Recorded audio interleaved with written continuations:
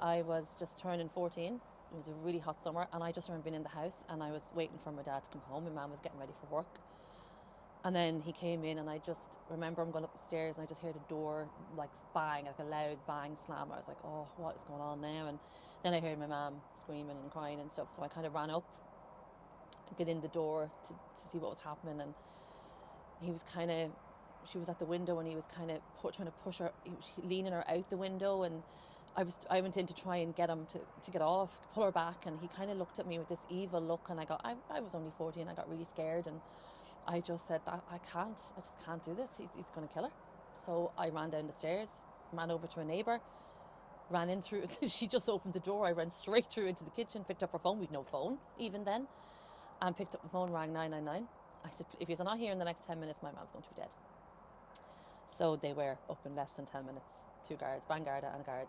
And I just looked out my neighbour's window, and I could see them taking my dad in handcuffs out and in the back of the car, and took him away, and he was gone after that forever.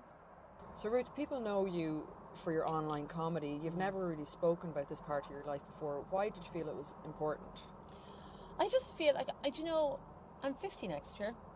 I felt like I'm a survivor. I'm not a victim. I'm a survivor. And for all the years, I would think like, oh, what, did I do something wrong? Or when I called the guards that time, was it the wrong thing to do? And you blame yourself a lot. And then I used to blame myself for still loving my dad and things like that, you know.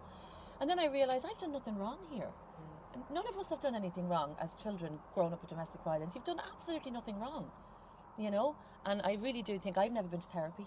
I was never told to go to therapy. It was never an option when I was younger. It was never a thing. Even in school, you were just told to get on with it, do your homework, you know. When the fighting's over, just make sure you do your homework. That's what it was. But now there is help. There is help out there. There's numbers out there you can call. You can talk anonymously. You can, you know, and go to little meetings. Go for it. Maybe have a little group chat every so often, you know, to help. Maybe both your parents are still alive. You know, my father's passed now. Maybe both your parents. Maybe you have a great relationship with your dad now that you didn't have back then. I think that's great if you do, and there's nothing to be ashamed of there, because I still love my dad, and I still cry.